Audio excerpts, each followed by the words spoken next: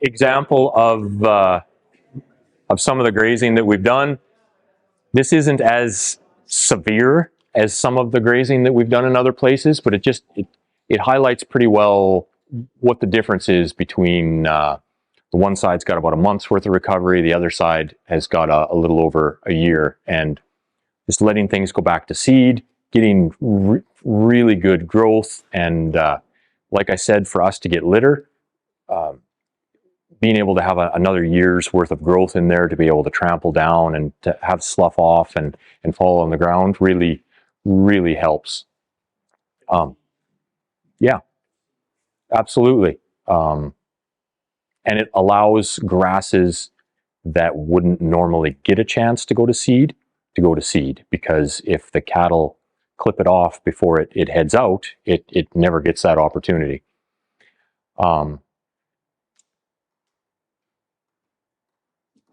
The other thing, this is on the left side, you can kind of see that's about a month's worth of regrowth. If I could graze everything in the month of May, I would. Every single acre, the regrowth, the recovery, everything is fantastic at that time of year, especially on things that have been rested for a year or two before. I wish it all worked that way, but it doesn't. So we try to rotate and make sure that we're not hitting those same pieces at the same time of year every year when we do this. So how many head or units would you put on that 20 acres? So this is a pasture that we kick livestock out on. This is kind of the staging ground between our calving pasture and our perennial summer pasture. So it's about there's about 320 acres total. We graze half every year, and it's a really poor indication of the stocking rate because we kick 40 head out, then we have another 100 calves, so we kick another 100 out. So it's really variable, and basically the speed and the intensity that we graze this piece on depends entirely on how close to ready the tame forage is that I want to get to. So sometimes this we just fly over it and just take a little bit. Sometimes we graze it a little bit harder because we're waiting for the tame to grow. But I think so it was like 125 pair for, well, I guess it would have been for about a month, but that's wrong because it wasn't 125 pair for a full month. The stock densities that we're able to get are significantly less than the real sexy numbers that you hear, like Brian will throw out every once in a while, Brad Dennis with the crazy million pounds per acre. We just don't have the biomass to be able to pull that off and not move 3 times an hour. So we're significantly less on that. The best density we've ever got on prairie, I think, is about 125 or 130,000 pounds per acre.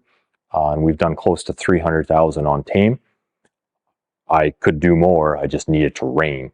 I need just a little bit more biomass.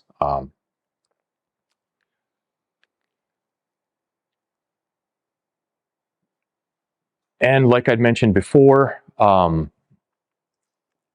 the ability to have the grass fully mature, to give it a lot of extra time to grow up and to have more mass, and some plants that, not only plants that have been went through their life cycle and have sloughed off a little bit of their bottom leaves, but they're not as desirable, so that the livestock are more likely to walk them down. It creates a really nice mat, and it's allowed us to, on years like we've had for the past few, it's allowed us to maintain, we hope that we're not being optimistic when we say maintain, our ground cover. And a few years when it's rained a little better, we think we've actually improved our ground cover. One of the things that we learned when we started taking everything rather than leaving half behind is we didn't have near the plant, the intensity and the distribution of plants that we thought we did. It looked like we had plants growing everywhere. And then we grazed it, and then we got to see the base, and there was quite a few spaces. So where we thought we might have been getting new plants growing, we really weren't. And because of how dry it's been, it hasn't really been the best ideal circumstance for getting new seeds germinating in the soil. But we're hopeful that that's going to be something that happens down the road. Better have a look and make sure my cheat notes.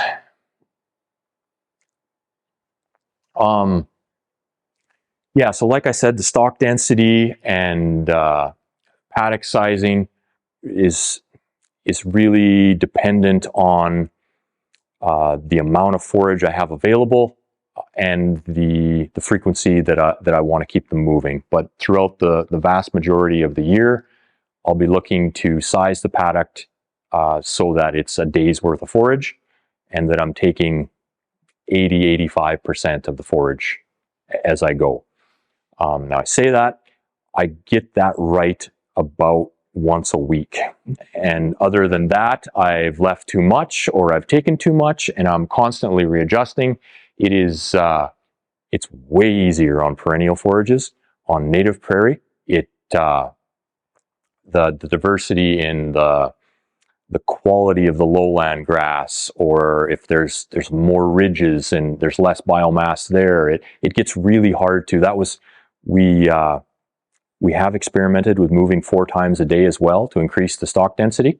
And when we did it on native prairie, that was one of the things that I found the most challenging, is to, it's one thing to estimate and get right a day's worth of grass, but then to try and figure out how to evenly make that divide into 4 again. Then I would get one of those 4 right every day and the rest would be wrong. But that's part of it. That's one of the benefits of fencing with a lot of temporary fence, is that you get to be wrong, and it only affects what you're in, not what you're going to. That can be wrong for a different reason later.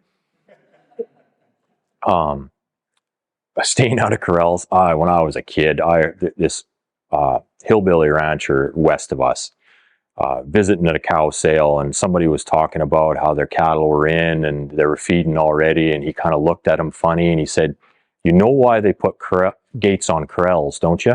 It's to keep the cattle out." And that stuck with me for a long time. So our cattle probably spend a grand total of like 18 hours a year in the corrals, and that's divided in 2 or 3 sections. They come in to have something happen and they're gone, and they're happy with that.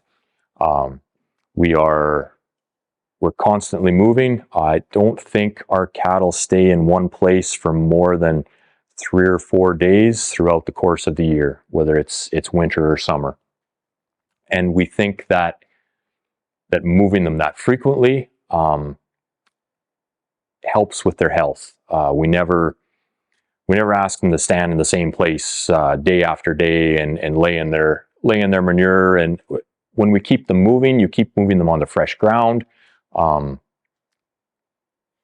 livestock seem to be reasonably healthy considering the harsh conditions that we throw at them. We don't use insecticide. We stopped with dewormer and with any kind of fly control. We don't bed anything in the winter.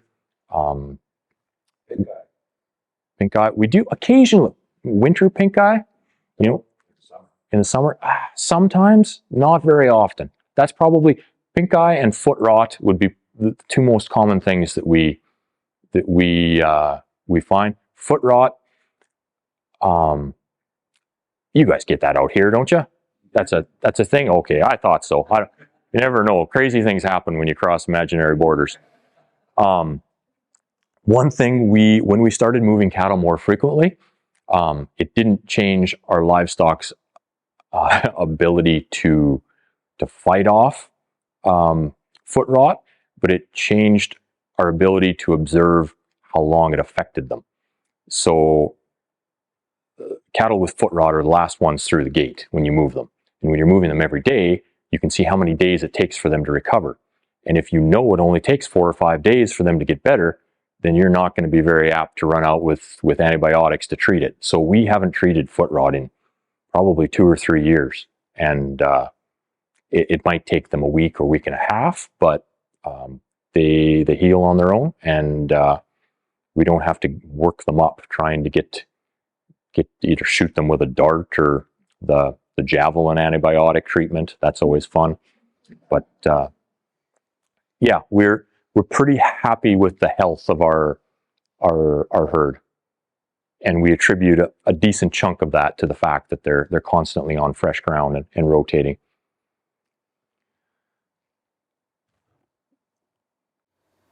So, do your cattle in the June, rapid growth phase, do they get loose?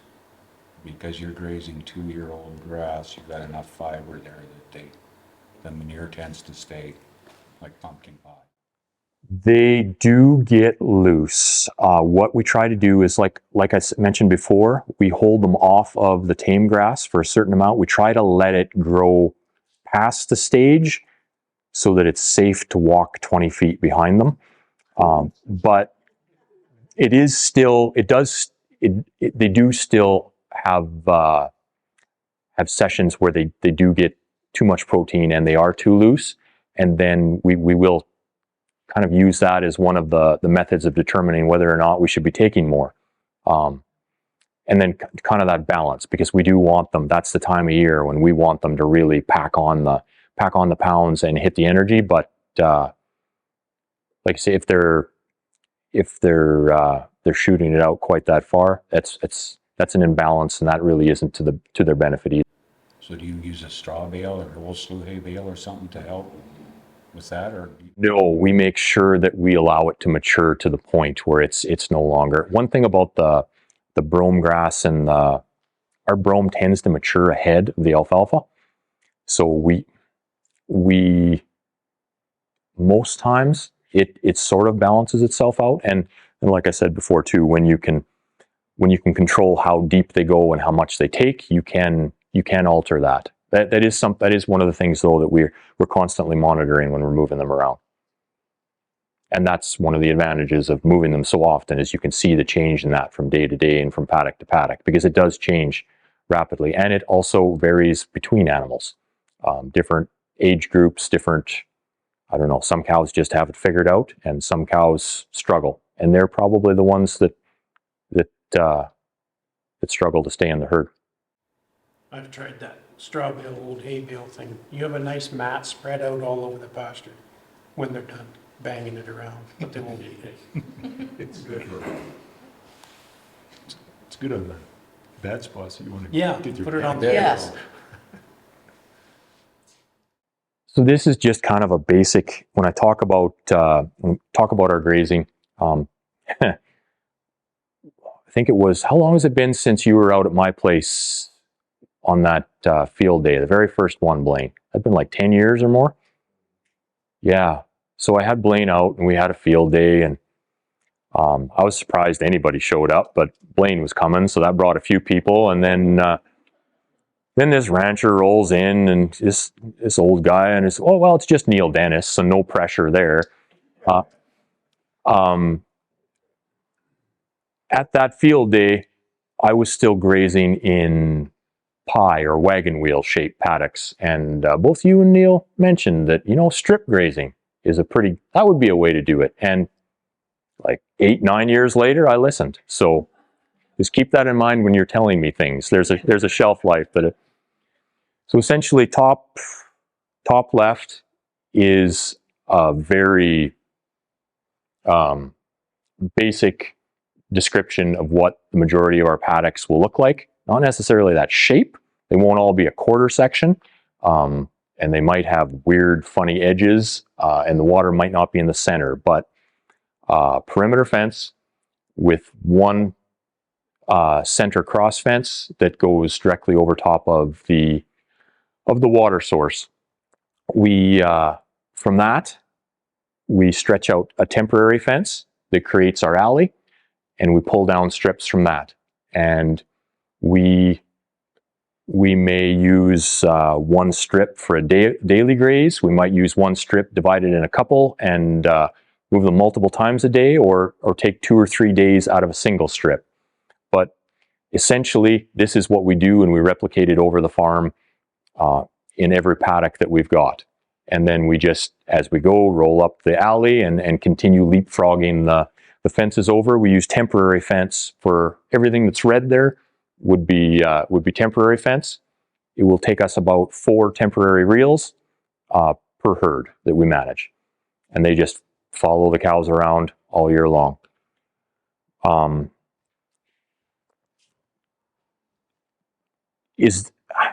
What's the most common way to rotate cattle around here? Is the wagon wheel or wedge shaped common? Strip grazing, is Brian got you guys all converted? I do the strip grazing. But I have a portable water trough and a pipeline so that I don't have to make the alley back to a paddock. I just keep dragging the portable trough down. That would be the disadvantage of this system, is there is a lot of now's when I need that pointer, but right in that there's a very like with all water sources, there's a spot that gets a lot of traffic. I used to use the fixed water points like that, and I found that, and I wanted to eliminate it. So I still have the pipeline along that center fence there, but I'll have different water outlets, and then if I want to vary it even more, I'll have a surface line that I drag away. So I try not to use any spot twice in the same year.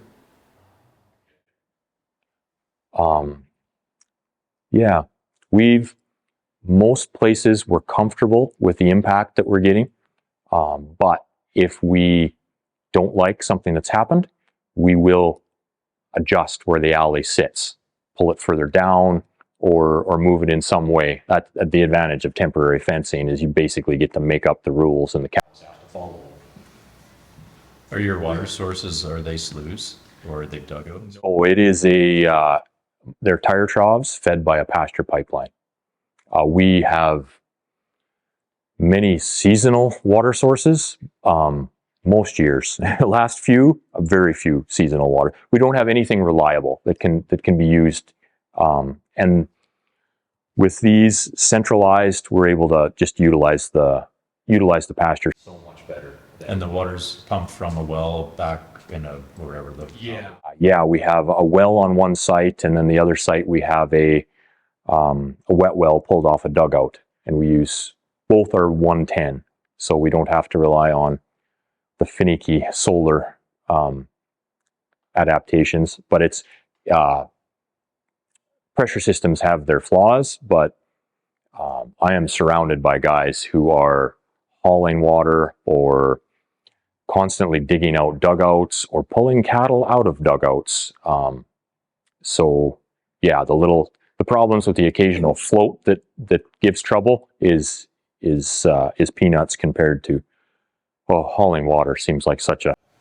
So that's a deep buried, right? So like that's like, you're not worried about frost. Like I'm just wondering about winter. So it's not a shallow buried pipeline? It is a shallow buried pipeline. Yes, about a foot and a half. And yeah, so it's 3 seasons if you stretch it. We're still using it right now, but we're pushing it, and you kind of have to take precautions when it gets this cold. But yeah, I would like more deep buried pipeline, but it is, yeah, it's expensive, and we get a lot of rocks, so it can be a challenge. Plus now there's pipelines and gas lines and water lines running all over the place, so, and they get really sensitive when you try to cross them. So winter, so you got 3 seasons, so winter, I was just curious, like for water, or do you got a lot of snow, like if you're grazing? No. Fortunately, we get very little snow, or a very short season of deep snow, which means we get to graze for a long period of time. Unfortunately, it's not reliable enough to use for water, so our main herd, the bulk of the cattle that we water over winter, we have an artesian well. It's actually the same water source that we use for the main pipeline. And it's able to flow, and we've got an overflow that goes into an alkali slough. So it just is power free, heat free, and just functions. It's pretty much the most reliable thing on our place.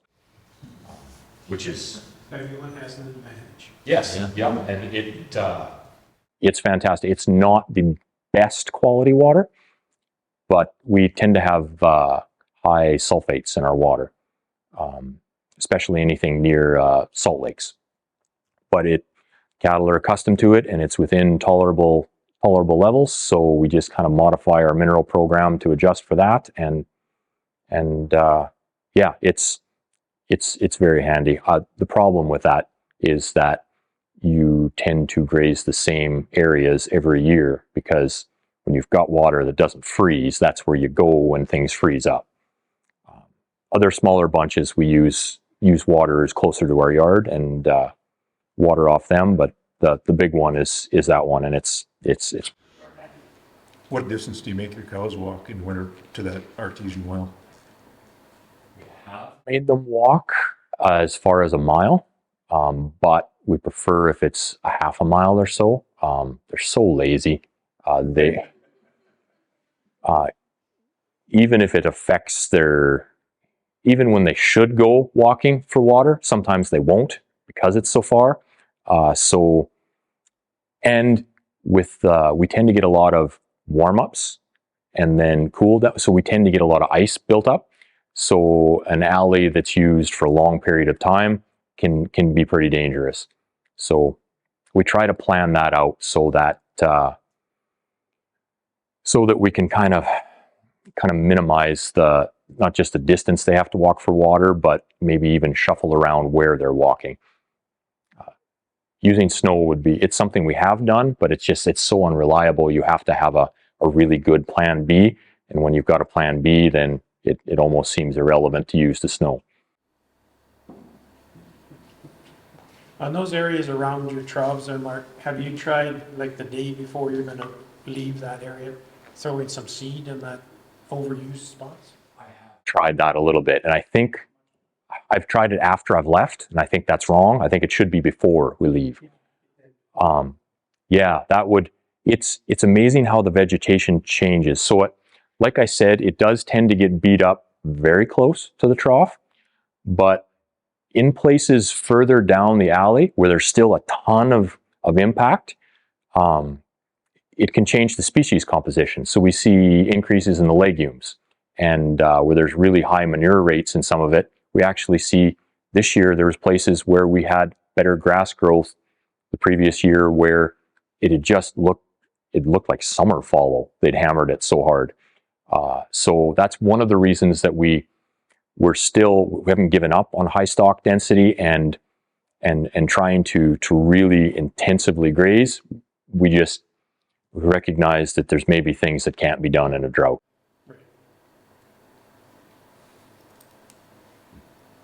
Mark, you talked about a bit about high sulfate water and adjusting minerals. So what is the concern there? Copper tie up or what? yes.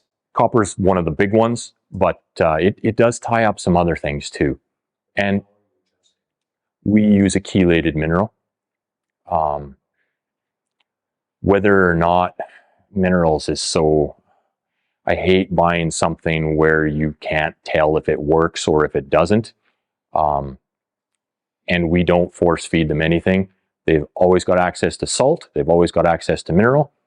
They take what they take, no matter how much it freaks out the guy that I buy minerals from. Okay. And they do tend to ebb and flow. They'll go really, salt especially, but minerals as well. And we do notice a bigger difference in the livestock that we bring in that aren't accustomed to it. The animals that are born and raised on that type of water seem to be able to handle it. Yeah, the ones that we bring in struggle a little bit. Probably helps with your fly control though. Yeah. Yeah. So yeah, so this is, like I said, the shape is wrong, but it's basically what we replicate everywhere. So the cattle, even if it's a new pasture or a place we haven't grazed in years, with the same design, they always know what to expect. They always have a basic idea of whereabouts the water is going to be. They know what's happening, and they're easier to handle when they know what's going on. So just go back got one more question there. Sorry. So when you move those cattle in to that corridor, whatever it is, where will they always come in the same spot? We try to, yes, yeah, do you guys use lifters or risers for moving cattle around? Once you get onto them, it's the best thing since sliced bread. It's just amazing. And when you couple that with a little bit better understanding of animal husbandry, and you can start to understand and anticipate what a bad move is going to be, and you can change if you can let a cow go where she wants to go, everything is easy. It's forcing them to go the direction they don't want to go, around a corner that they don't like. That's when things get difficult. Yeah, we do use risers a lot.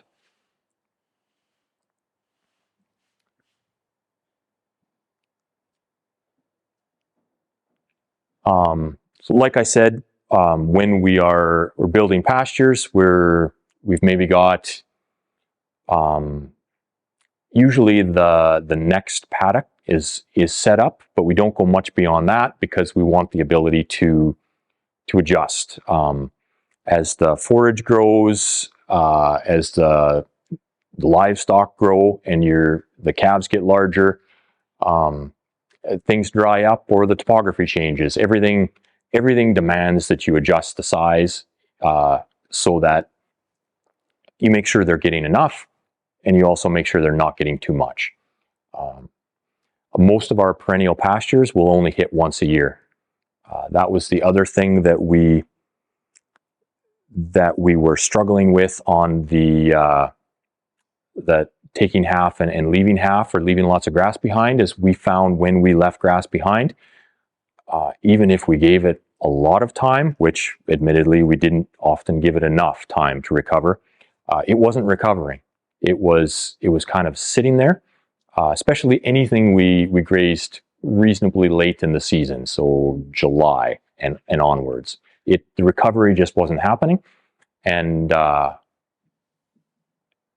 there's nothing more disappointing than coming back into a pasture and it's exactly the same as when you left. It's one of the advantages and disadvantages of moving the livestock around as frequently. You get to see the day that things stopped growing. You also get to see every mistake you made. If you took too much, that happened there. That was stocked too high. If you didn't take enough, there's too much wolf grass. Going back over what you've grazed is a good reminder and a good way to help motivate you that you've got to pay attention while you're doing it. When we're walking the land, you want to see what's there before the cattle go in. You want to see what's there when they're gone, and really believe that just being out on the land, walking across it, step-in posts are a fantastic way to gauge how healthy your soil is, because when it's poor, it gets hard, it gets tough.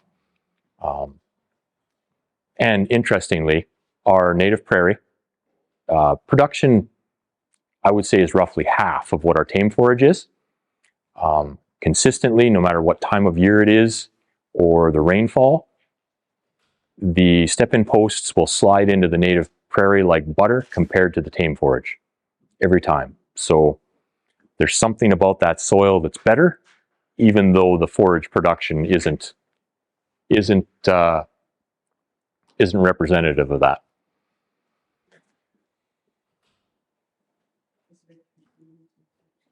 So when it comes to monitoring what we're doing, just to gauge how we're doing, are the things that we're doing working? We've struggled with this over the years. The standard quadrat and range health assessment, I find, is spotty, and it takes a lot of time, and I've got to argue with people when they think I don't care enough about what species of grass we're talking about. But years ago, we had the good fortune of having Jill Clapperton swing through our place, and she taught us a method that was originally designed for monitoring cover crops and the different plant diversity in them. So essentially what my wife does is about once every 4 years or so, she'll walk the pasture corner to corner. And every 4 steps, she'll record what's at her toe. Just voice records it, takes off across the pasture, and by the time she gets to the other side, she's got a voice recording that basically has hundreds and hundreds of data points about what is in the pasture, which we feel is much more representative. And it's been interesting to see that we have actually been able to see an improvement in the pastures that we think we're doing better things in than we were before. So it's not completely comparative because different times of year and a different slope in our pasture can make a big difference. But this is one of the fields that one of the pieces that we knew we had the most work to do on. It was the heifer pasture. So when I was a kid, this is where the replacement heifers went for the year, 5 to 6 months. That's just where they stayed. And we had a severe decrease in species, high amounts of bare ground. It just wasn't very productive. And so we've been through 2 rounds of incorporating a 2-year rest between grazing, and we know we're seeing results. It's something that we're able to see in the results of the study. So, or not the study, of the monitoring. So when Laura gets done with, my wife's Laura, by the way, when she gets done with the voice recording, when she's got time, she'll run through and throw all of the results into a spreadsheet so we can kind of tabulate and keep track of things. We don't do any soil testing at all. I've always struggled with the accuracy, and not just that, with once I have the results of knowing what to do with them. And we really like using just being out on the land and constantly reevaluating the things that we're doing as a metric to how successful the things that we're trying are.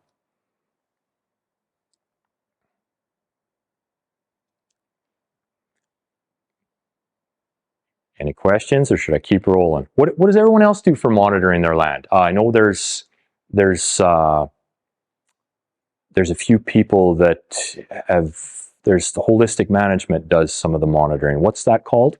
Fixed point. Fixed point photo, set up fixed points and then you photograph that. Okay. So you're always exactly the same. So that's one way that holistic management teaches. There's EOV, Yeah, Yes, that's the ecological outcome verification. That, Is that something you've been through? a little bit, yeah, just a couple years of that. And what do you think? I think it has value.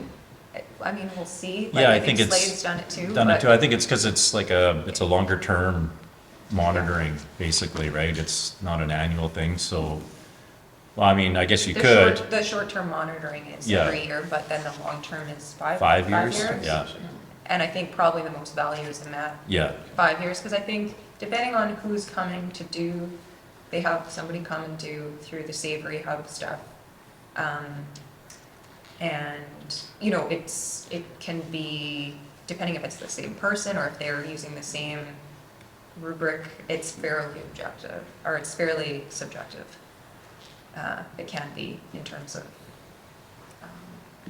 but they are using, specific spots and then going back to those same spots and then, you know, kind of just looking at the plants that are there, and if the time of year is different, the data can be fairly different. Yes. Yeah, it's one of the struggles with all And types droughts. of monitoring. yeah, and same as You know. the water infiltration tests, same thing, like it depends what time through the season, Yeah. what rain events we've had. Yeah. So there is obviously a lot of fluctuation there on the results depending on that, but I think it's great to have those set points then moving forward. So then again, like with time, we'll tell, you know, in terms of like, you know, I'm, looking back, say, over 20 years of that data, and, then being able to actually have like, hopefully, like for sure observable results, and you can see change. I think that, like, I think that's the key, is just having that data and recording it moving forward. Yeah, and however, they're measuring the OM and the carbon, and that part of it is something that we probably wouldn't be able to really do otherwise. And it seems like now they're doing a little more of the actual NPK for what it's worth. I don't think they were the first year, but yeah, for us, the best thing is definitely putting a shovel in the soil and Yeah. just having that on the quad. Reason we've landed and stuck with this is because both Laura and I love just walking out across the land, and that's how this works. So that because it's something we like, it's something that happens, and that's also important. But I do agree, it's good to have something written down so you can go back and say, huh, that's different than what I remembered, because occasionally we remember things the way we want them to have been, not necessarily the way that they were. Add to that, when we started our grazing clubs, BU had to be convinced that they were having an impact. So actually set up for the early adopters and followed through their land over the course of several years to see if they're adopting the practices that they're learning at the events. And keep it simple is a good doctrine, I think. And, we definitely saw improvements. And so some of the simple things is you could see the wetland condition, right? If you're keeping your livestock out of the wetlands, you're not impacting those as much. So you can see a difference in the vegetation there. And that really helped them with foot rot for one thing, but they had a water source, then they're gaining better, have an offsite water system, right? And then just seeing difference in species, biodiversity over time. And so it's not just quality and quantity, it's the diversity that we saw. And one of the best examples was when Mike and I got some funding from, I think it was CFGA, the Forge. Anyway, we selected Brian to start working on his land, and they said, well, hey, we want to be working on native, because everything native is better than tame, apparently. So we found some native north of Brian's pasture later on that we could justify the.